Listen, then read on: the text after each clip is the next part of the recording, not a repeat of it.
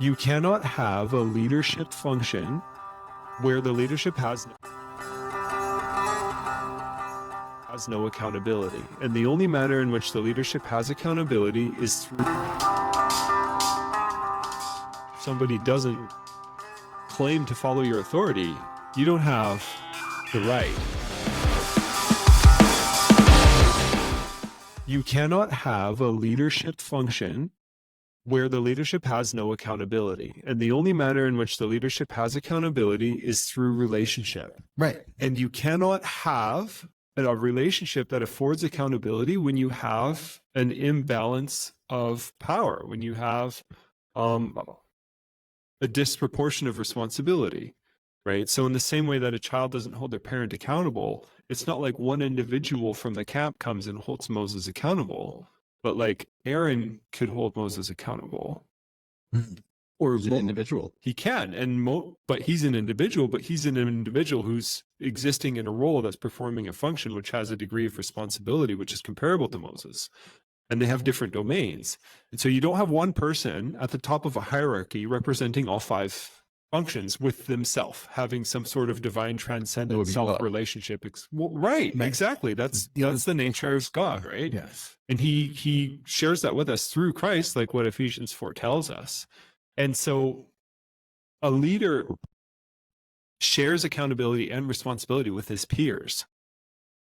Right. And if somebody declares that they have no peers, then they become a single witness for themselves. Well, a leader assumes his leadership through service. Yeah. So his leadership is not assumed by him.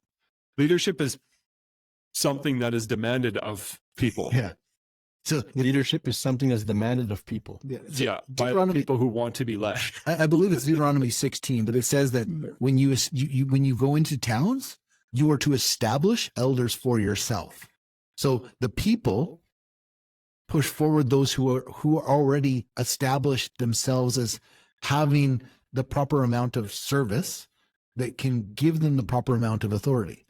A leader is recognized through his service. Yeah, there's not a democratic election in the manner that people put themselves forward and promote themselves. No. And there's also not an election of scale. No. It's leaders of tens. And so everybody has a everyone is in a direct personal relationship with the person that they are choosing to represent them. Mm-hmm. And then those people are leading tens, and so they confer with one another. And then when there's too many of them for them all to be in direct relationship, then they choose from amongst themselves leaders who become leaders of hundreds, but they're all known directly by the people who've chosen them.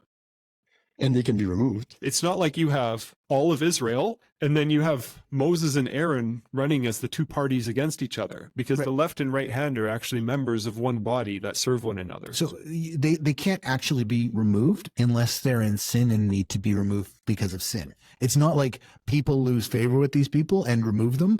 They serve functionally for life.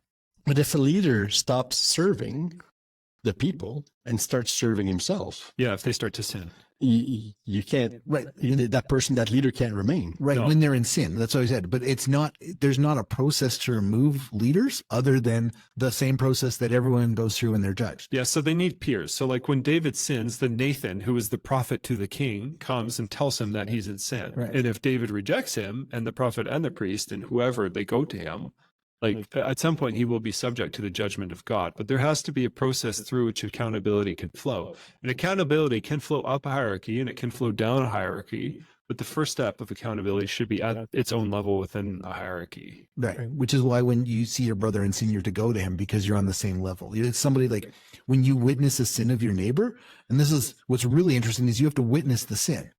But sin has to only be confirmed as to what is transgression of the law of God, because that's what sin is.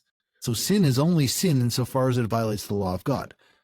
We have a modern concept that sin is something we can define, and we can't define sin. Right. God defines it. And for the accountability to happen, the person has to consider themselves and you have to consider them to be your brother. You have to be in an assembly together and you have to have a mutual authority that can judge you. Right.